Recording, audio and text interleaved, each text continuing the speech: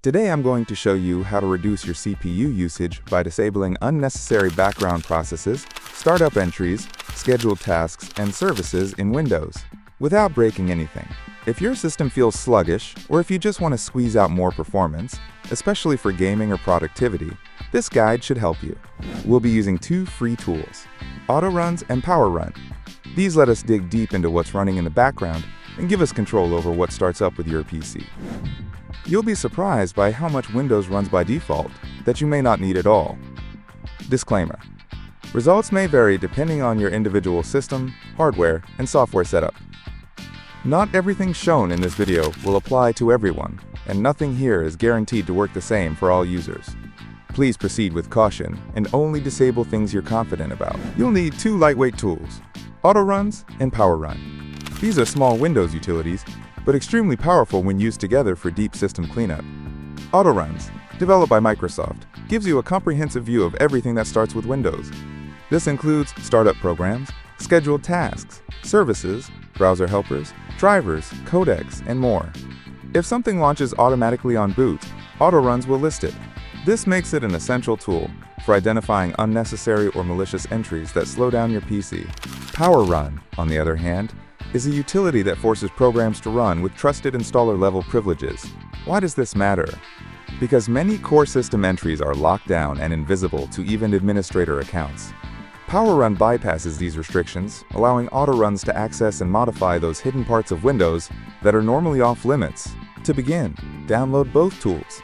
Once you've got them, extract the zip files. From the Autoruns folder, you'll only need autoruns.exe. That's the main executable.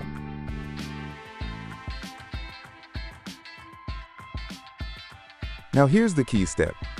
Drag and drop autoruns.exe onto powerrun.exe.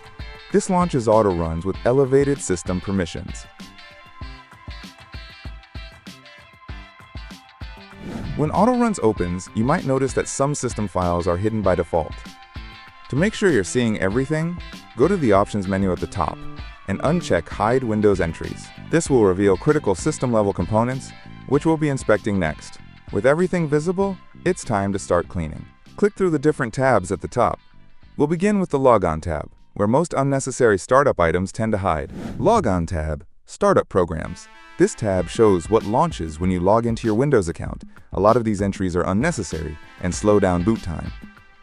Look for things like Security Health. You can disable this if you don't use Windows Security. Google Chrome doesn't need to run at startup. Microsoft Edge, same as above.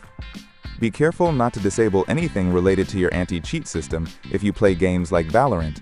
For example, Riot Vanguard includes critical startup items, and disabling them could prevent the game from launching.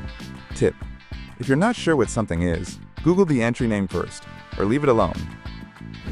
Scheduled tasks, background tasks. Next, click the Scheduled Tasks tab. These are tasks, Windows, and other apps scheduled to run at specific times, often without your knowledge. Safe tasks you can disable include Google Update Task Machine Core and UA. These auto-update Chrome, which you can update manually instead. Bluetooth services. If you don't use Bluetooth, disable anything related to it. Customer Experience Improvement Program, CEIP, just telemetry. Safe to disable. Diagnostics/feedback. You don't need Windows analyzing or sending usage data. Feel free to disable all feedback and diagnostic tasks. Maps, offline files, printing. If you don't use maps or printers, disable these. Windows maintenance, autopilot, and Windows update tasks. These can be disabled for better performance, but be aware you'll need to check for updates manually later. Watch for entries like Software Protection Platform. Keep this enabled if you use a Windows license. Time synchronization, optional, but usually fine to leave enabled.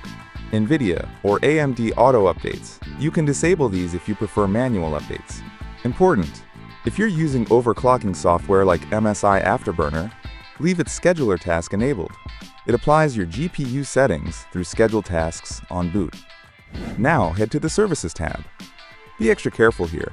Disabling the wrong service can break system functions or apps. Save services to disable, if applicable. App Readiness, App vClient, Game DVR and Game Bar Presence Writer.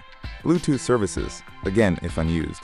Diag Track, telemetry, delivery optimization, DOS VC, edge update services, Maps Broker, mixed reality, Microsoft Ads, OneSync, retail demo service, remote registry, remote access, smart card, shared reality, Steam client service, spooler, only if you don't use a printer, Xbox services, disable if you don't use Xbox features.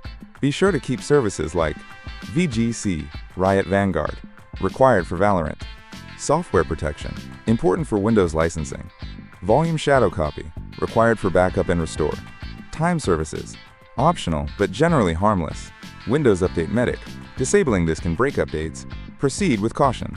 Drivers tab advanced.